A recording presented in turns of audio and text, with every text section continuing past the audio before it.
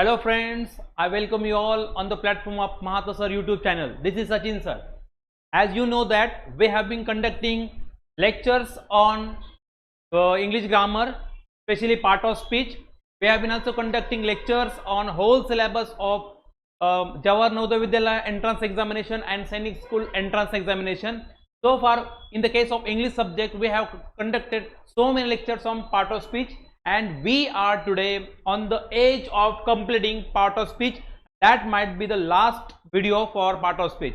It does not mean that we are not going to take or we are not going to come with next videos, but we are going to make many videos for you people in the next session. But in the case of part of speech, this is the last video of conjunction, and then we are going to come with interjection. ठीक है, और आज जो हम ये दोनों के दोनों टॉपिक जो है कंजंक्शन पार्ट ऑफ स्पीच के जो बाकी सब्जेक्ट्स है वो सब कंप्लीट करेंगे आज, ताकि हमारा जो पार्ट ऑफ स्पीच जो मेन टॉपिक इंग्लिश ग्रामर का एंट्रेंस एग्जामिनेशन के लिए वो पूरा का पूरा आज खत्म हो जाएगा. ठीक है, जैसे हमने आपको वादा भी किया था, जो होल सिलेबस है, जो complete syllabus we are going to complete.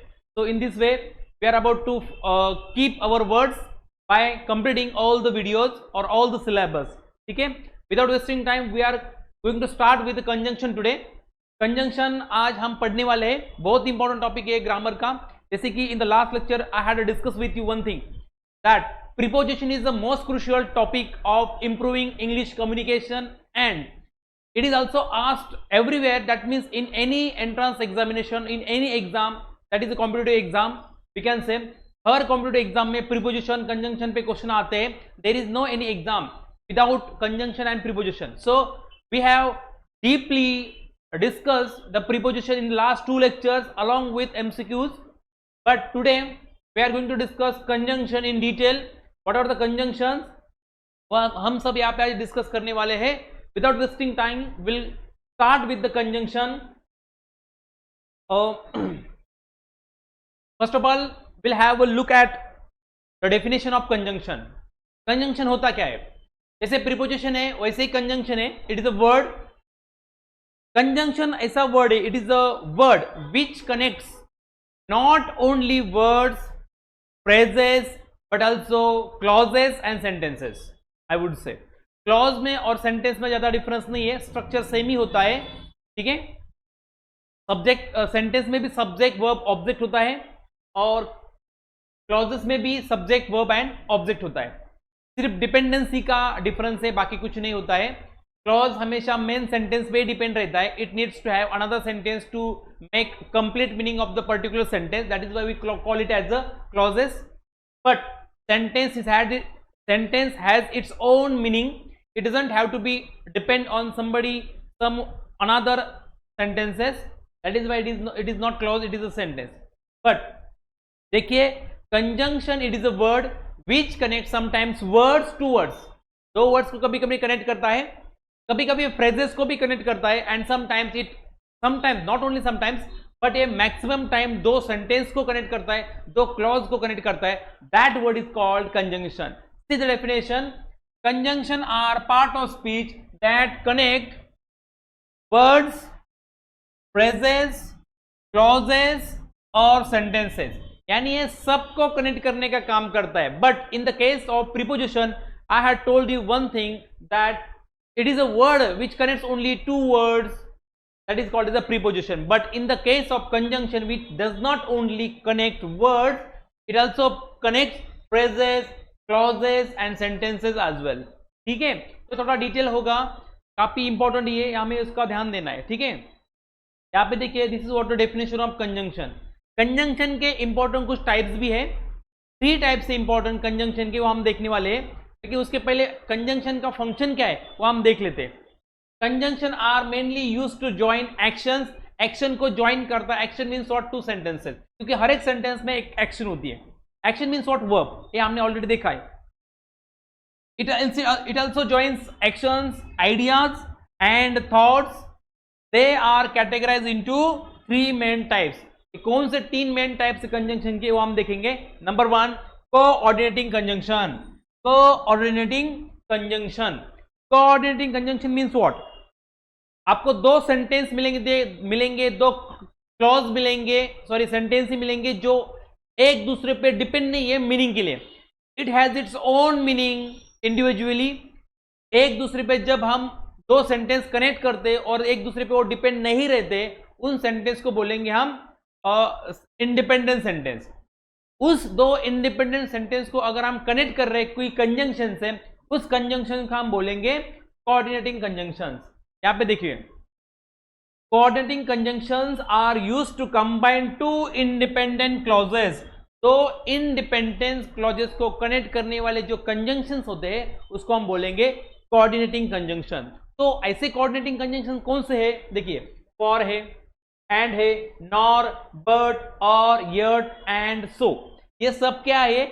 Coordinating conjunction है। I repeat again, coordinating conjunction ऐसे होते जो दो सेंटेंस को, दो क्लॉज को कनेक्ट करते, लेकिन वो जो दो क्लॉज होते वो एक दूसरे पे मीनिंग के लिए डिपेंड नहीं है, उनका खुद का अपना एक मीनिंग होता है, परिपूर्ण कंप्लीट मीनिंग होता है, उनको बोलेंगे हम coordinating conjunction. This is the first type of conjunction.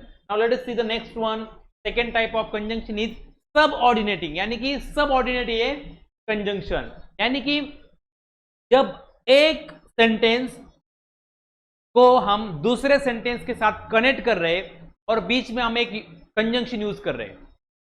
ऐसे कंजंक्शन यूज कर रहे हैं जो दो सेंटेंस को कनेक्ट करने के लिए, पर दोनों जो सेंटेंस जिसको हम कनेक्ट कर रहे हैं वो एक सेंटेंस मीनिंग के लिए दूसरे सेंटेंस पे निर्भर रहता है, रिलाय रहता है, डिपेंड रहता है, उस ऐसे कंजंक्शन को हम क्या बोलेंगे? Subordinating conjunction. डेफिनेशन देखिए कि आपको समझ में आ जाएगा। Subordinating conjunctions are used to combine an independent clause. एक इंडिपेंडेंट क्लॉज होता है, यानी कि वो किसी की अदर सब्जेक्ट, अदर सेंटेंस के ऊपर डिपेंड नहीं रहता है मीनिंग के लिए, उसको हम क्या बोलते हैं? Independent clause. सबऑर्डिनेट कंजंक्शन ऐसे दो सेंटेंस को कनेक्ट करता है। एक सेंटेंस कौन सा रहता है? इंडिपेंडेंट रहता है, और दूसरा क्लॉज कौन सा रहता है? डिपेंडेंट क्लॉज रहता है। ये डिपेंडेंट क्लॉज जो है ये इंडिपेंडेंट क्लॉज पे रिलाय रहता है, डिपेंड रहता है मीनिंग के लिए, तभी उसको समझ में आता है, अदरवाइज मीनिंग उसका समझ में नहीं आता है, इसका मीनिंग इनकम्प्लीट रहता है इसके सिवा। ठीक है, एग्जांपल देखिए, if, although, though, after, before, because, as if, unless, until, when, while, etc. These are all subordinating conjunction। यानी जब हम इन कंजंक्शन का यूज करेंगे दो सेंटेंस को कनेक्ट करने के लिए, एक रहेगा इंडिपेंडेंट सेंटेंस और दूसरा रहेगा डिपेंडेंट सेंटेंस। तो ऑल अबाउट सबऑर्डिनेटिंग कंजंक्शन। ठीक है, थर्ड टाइप आता है कोरिलेटिव कंजंक्शन। ये कोरिलेटिव कंजंक्शन क्या है? देखो, ये भी दो सेंटेंस को, दो वर्ड्स को, दो फ्रेज को, दो क्लॉजेस को कनेक्ट करने का काम करता है। जो दो वर्ड कनेक्ट करेंगे, या फिर दो फ्रेज कनेक्ट करेंगे, या फिर दो क्लॉज कनेक्ट करेंगे, या फिर दो सेंटेंस कनेक्ट करेंगे, उनका अपना अपना खुद का एक इंपॉर्टेंस होता है उस सेंटेंस में। तो ऐसे इंपॉर्टेंस वाले सेंटेंस को कनेक्ट करने के लिए जो हम कंजंक्शन यूज करते हैं उसको बोलते हैं कोरिलेटिव कंजंक्शन। देखो यहाँ पे, correlative conjunction are used to combine two phrases or part of the sentences which have equal importance within a sentence। दोनों के दोनों वर्ड्स को, दोनों के दोनों फ्रेजेस को एक खुद का इंपॉर्टेंस रहता है उस सेंटेंस में।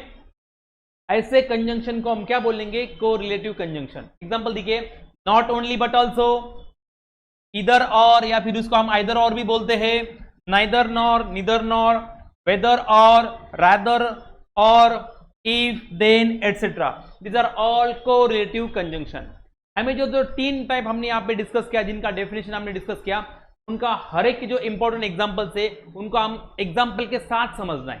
ठीक है, कैसा उसका मीनिंग वो बताता है। ठीक है, will start with the first जो टाइप है उसका कोऑर्डिनेटिंग कंजंक्शन। लेकिन उसके पहले हम कंजंक्शन कुछ एग्जांपल देखेंगे। देखिए यहाँ पे, she scored good marks but she is not satisfied। यहाँ पे जो कंजंक्शन है बट ने दो सेंटेंस को, दो क्लॉज को कनेक्ट करने का काम किया है। She scored good marks but she is not satisfied. ठीक है, second example, he needs to find a job for he is unemployed. ठीक है, यहाँ पे फॉर क्या है? कंजंक्शन है, और उसने इस क्लॉज को और इस क्लॉज को कनेक्ट करने का काम किया है। ठीक है, I did not go to work today because I was not keeping well. यहाँ पे बिकॉज ये क्या है? कंजंक्शन है, जिसने इस क्लॉज को और ये क्लॉज को कनेक्ट करने का काम किया है। देखो, कंजंक्शन को और एक नाम है, वर्ड मीनिंग है उसका, उसको हम कनेक्टर भी बोलते हैं, यानी दो सेंटेंस को कनेक्ट करने वाला वर्ड, ठीक है। She did not like the food yet she ate it। यहाँ पे ate ने क्या किया है, इस सेंटेंस को कनेक्ट कर दिया है। I will be leaving tomorrow so I am trying to finish all the pending assignments। यहाँ पे देखिए so is the conjunction, so has connected this sentence with this one। इसको एक दूसरे के साथ उसने कनेक्ट कर दिया है। ऐसे सब क्या है एग्जाम्पल्स है को कंजंक्शन के।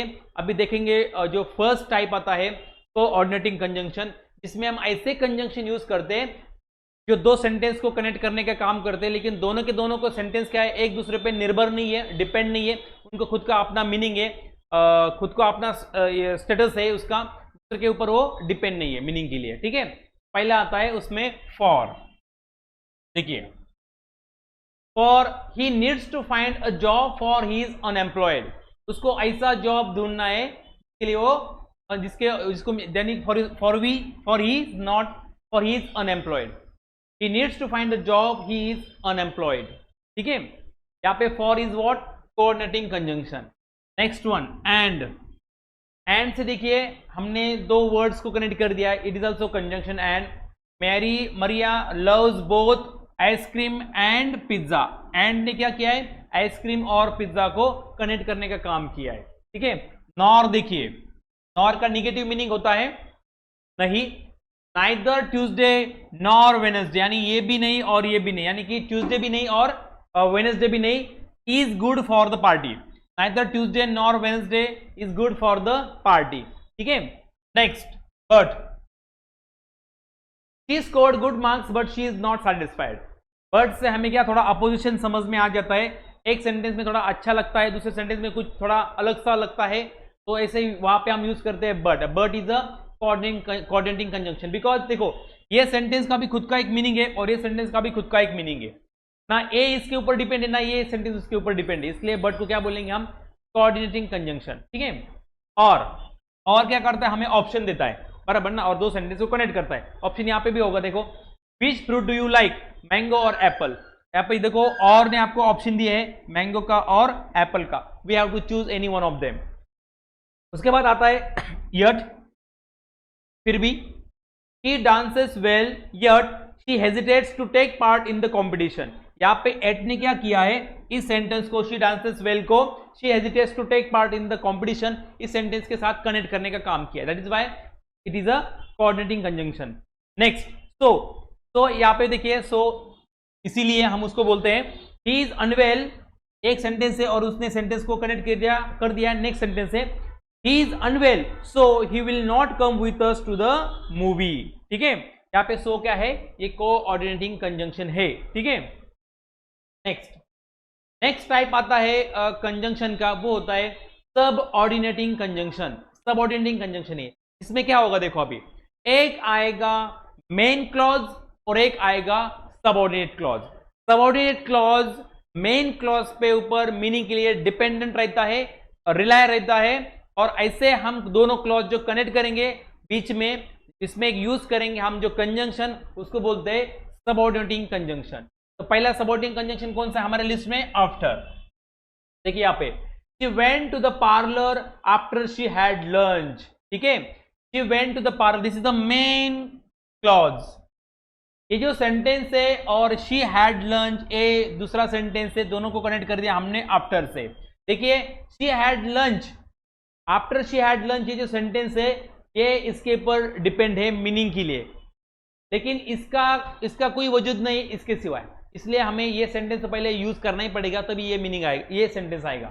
She went to the parlour after she had lunch. After she had lunch what, हमारे सामने क्वेश्चन आएगा, ठीक है, कि भाई हम सिर्फ बोलेंगे कि भाई उसने लंच करने के बाद क्या, ऐसा हमारे सामने क्वेश्चन आएगा तो हमें ये आंसर बोलना पड़ेगा या फिर ये सेंटेंस बोलना पड़ेगा, she went to the parlour, वो कहां पे गई, पार्लर में गई, ठीक है। नेक्स्ट अल्दो, भले, although the sun was shining it wasn't warm. देखो जिस सेंटेंस के पहले हम कंजंक्शन यूज करते हैं उस सेंटेंस को हम क्या बोलते हैं जनरली, सबऑर्डिनेट क्लॉज, ठीक है। यहाँ पे देखिए although the sun was shining, ये सबऑर्डिनेट क्लॉज है, इट वाजंट वार्म ये मेन क्लॉज है। ये जो सबऑर्डिनेट क्लॉज है मीनिंग के लिए इसके ऊपर डिपेंड है, इसलिए ये क्या है, सबऑर्डिनेट क्लॉज है। अल्दो से हमने उसको कनेक्ट कर दिया है। अल्दो मीन्स व्हाट, भले सन काफी शाइन कर रहा था, ठीक है, लेकिन इतना गर्मी नहीं थी, इसलिए हमें समझ में आ जाता है। एज, नेक्स्ट कंजंक्शन है as. She can do her hair style as she want, जैसे उसको चाहिए वैसे वो अपना हेयर स्टाइल बनाती है, ठीक है, बना सकती है। यहाँ पे एज से हमने ये सेंटेंस यूज किया है, this is a subordinate clause and this is a main clause. ये सेंटेंस इसके ऊपर मीनिंग के लिए डिपेंड है। Next as if. As if देखिए, he behaved as if he has lost it. यहाँ पे देखिए ये ही बिहेव्ड, उसने बिहेव किया इस प्रकार से, ये जो सेंटेंस है मेन क्लॉज है, और एज इफ से हमने दूसरा सेंटेंस कनेक्ट कर दिया है, इसको हम बोलेंगे सबऑर्डिनेट क्लॉज। ये जो एज इफ वाला जो सेंटेंस है मीनिंग के लिए इसके ऊपर डिपेंड है, ठीक है, इसलिए उसको बोलेंगे हम subordinate conjunction. Next, as long as the dog would be cooperative as long as you fed him. Dog आपके साथ बहुत अच्छा रहेगा जब तक आप उसको खिलाते हो तब तक, ठीक है, यानी ये जो है as long as you fed him, this is the subordinate clause, और इसके ऊपर वो डिपेंड है मीनिंग के लिए। The dog would be cooperative, this is the main clause, ठीक है। Next, as much as he likes football as much as he likes cricket. जितना उसको क्रिकेट पसंद है उतना उसको फुटबॉल भी पसंद है। कंपैरिजन हो गया यहाँ पे, this is a positive degree बताइए यहाँ पे, एज मच एज से हमें डिग्री भी पता है, उसके ऊपर भी हम एक लेक्चर लेके आने वाले जल्दी। Positive degree, comparative degree and superlative degree, it is a part of adjective. थोड़ा एडजेक्टिव थोड़ा हम एडवांस लेवल में जाके पढ़ेंगे, उसको हम डिग्री बोलते जनरली, वो भी हम ले लेंगे लेक्चर उसके ऊपर भी, ठीक है, जल्दी। He likes football as much as he likes cricket. यहाँ पे देखिए ये सबऑर्डिनेटिंग क्लॉज है और ये मेन क्लॉज है, और यहाँ पे कंजंक्शन कौन सा है, एज मच एज, ठीक है। यहाँ पे देखिए एज सुन एज, जितना जल्दी हो सके उतना, उसको हम जनरली क्या बोलते हैं, एज सुन एज। यहाँ पे देखिए as soon as I get the details I will send the mail. जहाँ पे मैंने बताया ना आपको, जहां से हम जिस वो सेंटेंस में हम कंजंक्शन यूज करते वो सेंटेंस बन जाता है सबऑर्डिनेट क्लॉज, और बाकी जो रहता है वो रहता है मेन क्लॉज। ये मेन क्लॉज है और ये सबऑर्डिनेट क्लॉज है, और ये सेंटेंस जो है as soon as I get the details, ये I will send the mail पे डिपेंड है मीनिंग के लिए, ठीक है। Next sentence, as though the virus is spreading as though it will end the world. As though it will end the world, ये जो sentence है सबऑर्डिनेट सेंटेंस है, सबऑर्डिनेट है, क्लॉज है, और ये द वायरस इज स्प्रेडिंग, ये main clause पे ऊपर डिपेंड है मीनिंग के लिए। देखो आपको समझ में आया होगा, जहां जहां पे हम ये सब कोऑर्डिनेटिंग सबऑर्डिनेटिंग कंजंक्शन यूज कर रहे हैं, वहां पे एक क्लॉज बन रहा है मेन क्लॉज और एक क्लॉज बन रहा है सबऑर्डिनेटिंग क्लॉज। जहां पे हम ये कंजंक्शन यूज करते हैं वो सेंटेंस बनता है सबऑर्डिनेट क्लॉज, यानी कि उसका कोई खुद का जितना ज्यादा चाहिए उतना इंपॉर्टेंस होता नहीं है, वो मेन क्लॉज के ऊपर डिपेंड है मीनिंग के लिए। That is why it is called as a subordinating clause, ठीक है। नेक्स्ट सेंटेंस, नेक्स्ट देखिए बिकॉज हम कब यूज करते हैं, जो भी हमें कुछ रीजन बताना है तब जनरली उसके लिए हम बिकॉज यूज करते हैं, ठीक है। ही डिड द टास्क, उसने वो काम किया है, क्यों किया है, उसका रीजन क्या है, देखो यहाँ से, because he felt it was his duty, क्योंकि उसको लगा उसको काम है, उसका वो कर्तव्य है, इसे उसको लगा है। That is why we have used here because. Because से जो सेंटेंस स्टार्ट होता है वो है सबऑर्डिनेटिंग क्लॉज, और he did the task, it is a main clause, ठीक है। नेक्स्ट सेंटेंस देखिए, next conjunction before. Before means what, पहले। The baby sleeps before the massage is finished, ठीक है, मसाज फिनिश होने से पहले बच्चा सो गया, यानी कि ये देखिए the baby sleep is the main clause and before जो है ये जो सेंटेंस है this is the subordinating clause, ठीक है। देखिए यहाँ पे इवन, ऐसा है फिर भी, even he has never even heard the name of the city of हियो। यहाँ पे देखिए, यहाँ पे इवन से, इवन जो है, इवन ने कुछ वर्ड यहाँ पे कनेक्ट करने के काम किया है, that is why this is why it is a conjunction. Even if, देखो यहाँ पे, even if you perform your best you won't be appreciated. Even if you perform your best you won't be appreciated, भले आप अच्छा perform करते हो तो भी आपको एप्रिसिएशन नहीं मिलने वाला। यानी यहाँ से जो सेंटेंस है इवन इफ से, वो क्या है, हमारा सबऑर्डिनेट क्लॉज है, और ये क्या है, मेन क्लॉज, ठीक है। नेक्स्ट सेंटेंस, इवन दो, ऐसा है फिर भी, she doesn't want to give up even though she knows it won't better the relation। यहाँ पे देखिए इवन दो हमारा क्या है, ये सबऑर्डिनेटिंग कंजंक्शन है और उसने इस सेंटेंस को कनेक्ट कर दिया है इसके साथ, ठीक है, यानी कि this is a subordinating clause और and this is a main clause, ठीक है। नेक्स्ट वन, इफ अगर मगर की बात होती है, इफ अगर हम बोलते हैं तो they will arrange the party in the garden if the weather is good. हम वो क्या करेंगे, पार्टी गार्डन में अरेंज करने वाले हैं अगर एटमोस्फियर यानी कि हवामान अच्छा रहेगा तो ही करेगा, ऐसा होगा, वेदर अच्छा रहेगा तो ही। इफ से कनेक्ट करने वाला सेंटेंस क्या है, सबऑर्डिनेटिंग क्लॉज है और ये क्या है, मेन क्लॉज है, ठीक है। नेक्स्ट, इफ ओनली देखिए, she will feel better if only she sees her son for a moment. If only, इससे हमने इस सेंटेंस को कनेक्ट कर दिया है, this is a subordinating clause and this is a main clause, okay. यहां पे देखिए, इफ देन, अगर है तो फिर क्या, अगर ऐसा है तो फिर, if it rains then we will be stuck in traffic, अगर बारिश होती तो हम ट्रैफिक में फंस जाएंगे, बराबर ना। तो यहाँ पे देखिए देन का और इफ का के साथ हमने दो सेंटेंस को कनेक्ट करने का काम किया है। इट रेन्स ये मेन क्लॉज है और ये क्या है, सबऑर्डिनेटिंग क्लॉज है, ठीक है। नेक्स्ट, इन ऑर्डर दैट का भी एक ए भी कंजंक्शन है, इससे हम क्या करते हैं, दो सेंटेंस को कनेक्ट करते हैं। यहाँ पे देखिए, she will leave the party early in order that I get a cab, मुझे जल्द से जल्द कैब मिलना है, इसलिए मैं क्या करूंगी, पार्टी जल्द से जल्द छोड़ दूंगी, ठीक है। Just as it began to rain just as we got home, जैसे जस्ट एज का मतलब है जैसे ही वैसे, जैसे हम घर पे चले गए बारिश शुरू हो गई, इसलिए ये जो है जस्ट एज ने ये जो सेंटेंस कनेक्ट कर दिया है, this is a subordinate clause and this is a main clause, ठीक है। नेक्स्ट, यहाँ पे देखिए फिर से ये ऑलरेडी देखा है हमने अभी, just as it began to rain just as we got home, sorry it is repeated again. Next आता है लेस्ट, ठीक है, थोड़ा ये नेगेटिव सेंस है उसको। He spent whole days in his room wearing headphones lest he disturb anyone, उसको किसी को डिस्टर्ब नहीं करना है, इसलिए उसने क्या किया है, पूरे दिन भर हेडफोन पहन के रखा है। शायद वो गाना सुन रहा होगा या फिर कुछ आवाज सुन रहा होगा, इसलिए उसने हेडफोन लगा के रखा है ताकि सामने वाले जो पड़ोस में है वो कोई डिस्टर्ब नहीं होना चाहिए, इसलिए। और लेस्ट से हमने ये सेंटेंस कनेक्ट कर दिया है, तो इसलिए क्या है, सबऑर्डिनेटिंग सेंटेंस, सबऑर्डिनेटिंग क्लॉज है और this is the main clause. Now Boston is now a big city while earlier it was a small town. Now से हमने दो वर्ड्स को कनेक्ट करने का काम किया है, that is why it is a conjunction. Now since देखिए, let us discuss the issue, एक सेंटेंस है और now since the manager is right here, now since से हमने क्या किया है, इस सेंटेंस को कनेक्ट कर दिया है and this is the subordinating clause and this is the main clause. Now that everything is under control, the lockdown can be lifted, यानी नाउ दैट, यानी हमने यहाँ पे शुरुआत में यूज किया है, नाउ दैट से सेंटेंस शुरू हुआ है, that is why it is a subordinating clause and the lockdown can be lifted, this is the main clause. ये सेंटेंस मीनिंग के लिए उसके ऊपर डिपेंड है।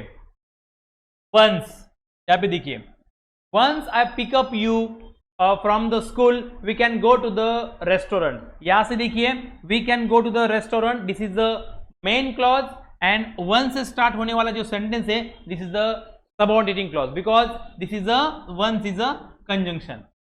Provided, next conjunction is provided, देखिए यहाँ पे, ही विल बिहेव प्रॉपरली, ये जो सेंटेंस है ये मेन क्लॉज है and provided you be polite to him. देखो प्रोवाइडेड का यूज क्या होता है, जब भी आपको कोई कंडीशन डालनी है, कंडीशन रखनी है किसी के सामने, तो जनरली हम प्रोवाइडेड का और एक कंजंक्शन का यूज करते हैं। देखिए यहाँ पे उसका मैं मीनिंग बता देता हूँ, आपको समझ में आ जाएगा। ही विल बिहेव प्रॉपरली, वो अच्छा बिहेव करेगा, अच्छा रहेगा, आपका अच्छा पेश आएगा, लेकिन शर्त ये है, कंडीशन ये है, प्रोवाइडेड का मतलब होता है शर्त ये है, you be polite to him, आपको आज काफी विनम्र से बात करनी होगी उसके साथ, विनम्रता से रहना पड़ेगा आपको उसके साथ, तभी वो अच्छा बिहेव करेगा, ठीक है। नेक्स्ट, प्रोवाइडेड दैट, उसका मीनिंग भी लगभग सेम ही है। I will go to the party provided that she comes, अगर वो आती है तो ही मैं पार्टी में जाऊंगा, यानी यहाँ पे भी कंडीशन रखी है प्रोवाइडेड दैट, और प्रोवाइडेड दैट और प्रोवाइडेड से जो हम सेंटेंस कनेक्ट करते हैं these are all subordinating conjunction, और बाकी जो है main conjunction, sorry main clauses, ठीक है। नेक्स्ट रादर देन, उल्टा, ठीक है। Better ignore her question rather than lie, उसके क्वेश्चन को इग्नोर करने से अच्छा है झूठ बोलो, ठीक है। बेटर इग्नोर हर क्वेश्चन, झूठ बोलने से अच्छा है उसको आप इग्नोर करो, ठीक है। यानी कि रादर देन ये क्या है, कंजंक्शन है, उसने लाई को कनेक्ट कर दिया है क्वेश्चन के साथ।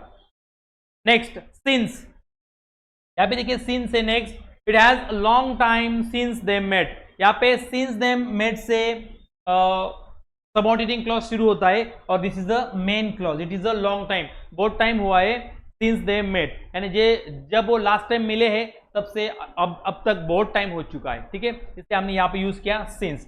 Sir all about some conjunction. Next देखते हैं सो दैट, ठीक है। यहाँ पे देखिए सो दैट, जनरली ये भी एक कंजंक्शन है।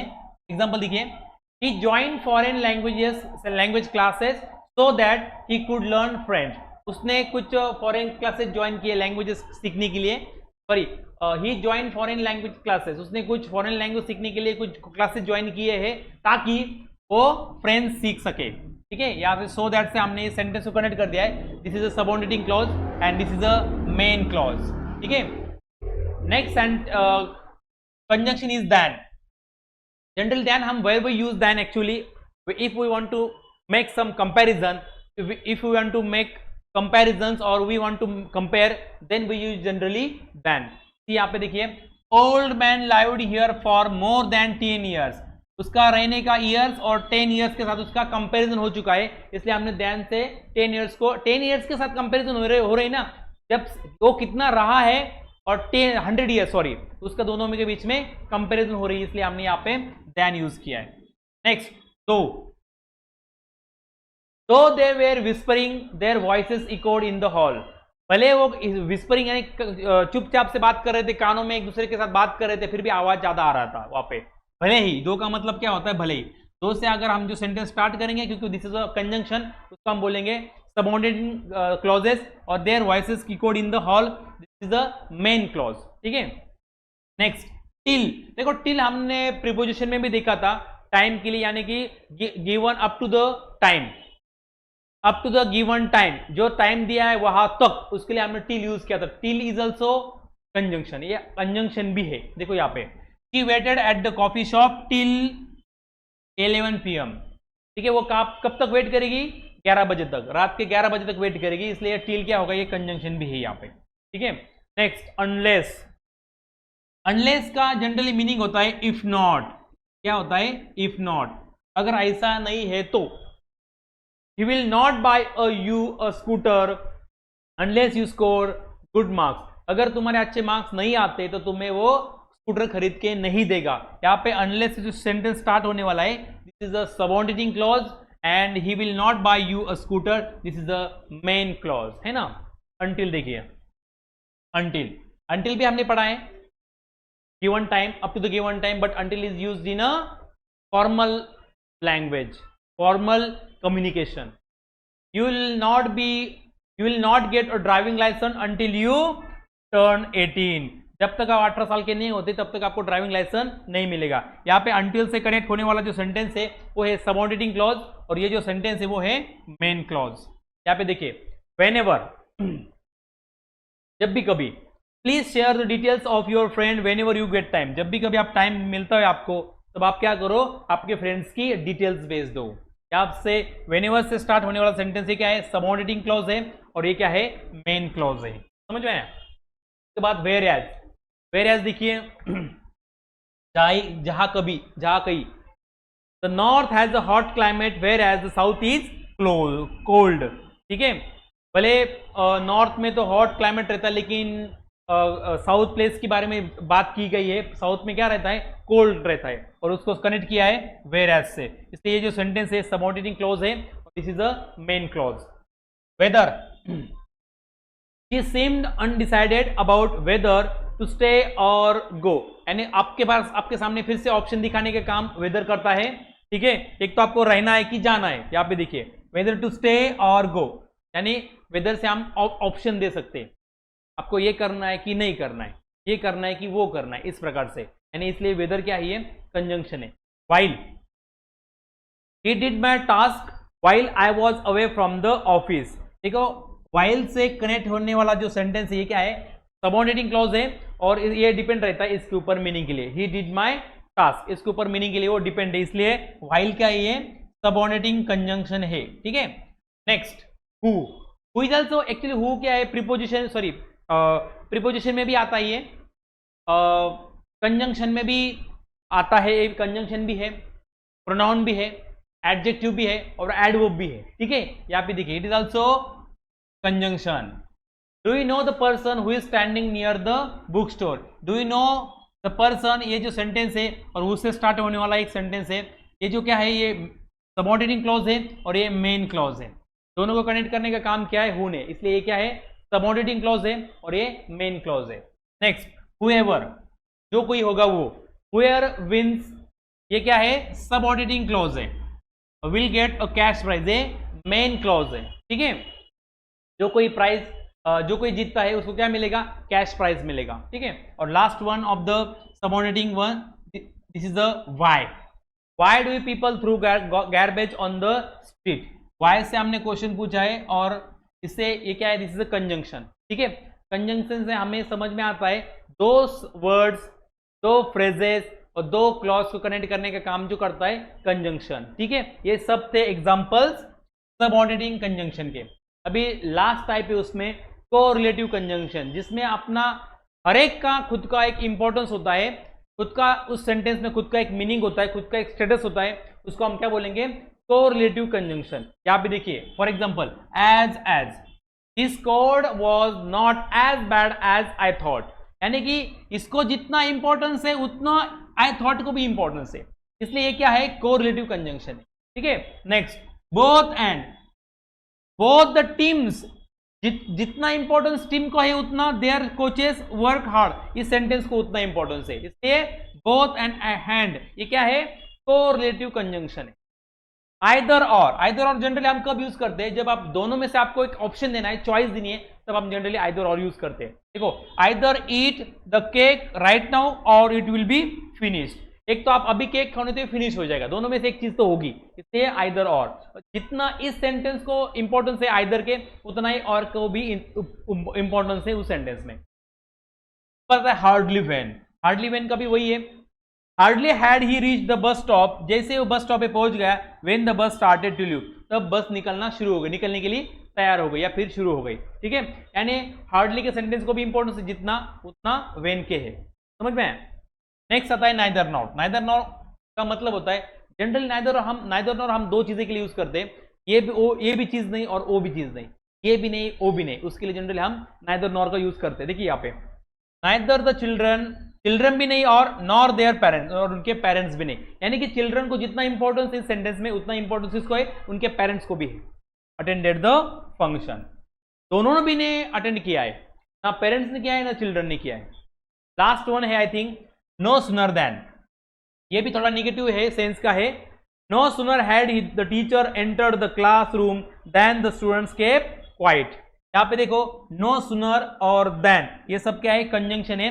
जितना नो सूनर के सेंटेंस को इंपॉर्टेंस है उतने ही देन के सेंटेंस को इंपॉर्टेंस है, that is why these are all correlative conjunction. समझ में आपको, यहाँ पे भी कुछ इसके और एग्जांपल्स हैं। नॉट ओनली बट ऑल्सो, ये भी उसका पेयर है। Not only should you mug up for the exams but also understand the basic concept, यानी यहाँ पे देखिए not only and but also, इसको जितना इंपॉर्टेंस है उतना इसको ही इंपॉर्टेंस है सेंटेंस में, that is what is a correlative conjunction. दूसरा whether or, she was confuse about whether to wear pink or yellow for her engagement, pink पहनना है कि येलो पहनना है, इसलिए यानी कि वेदर के वर्ड्स को भी इंपॉर्टेंस जितना उतना येलो के और के जो सेंटेंस है उतना उसको इंपॉर्टेंस है। The more he flattered his boss, the more incentives he got. ठीक है, यहाँ पे द मोर यानी पहले द मोर को जितना इंपॉर्टेंस सेंटेंस में उतना ही इस मोर के सेंटेंस को भी इतना इंपॉर्टेंस है सेंटेंस में। सो एज, ये डिग्री का एग्जांपल है। Her poetry wasn't so boring as he had thought. यहाँ पे देखिए as boring as, so boring as, ये क्या है, ये कंजंक्शन है जिसने इस सेंटेंस को कनेक्ट कर दिया है इसके साथ। Next, such that, she is such a beautiful actress that everyone is her fan. यहाँ पे देखिए दैट और सच का एग्जाम्पल है, जितना सच का एग्जाम्पल इंपॉर्टेंट है सेंटेंस में उतना ही दैट का एग्जाम्पल इंपॉर्टेंट है सेंटेंस में।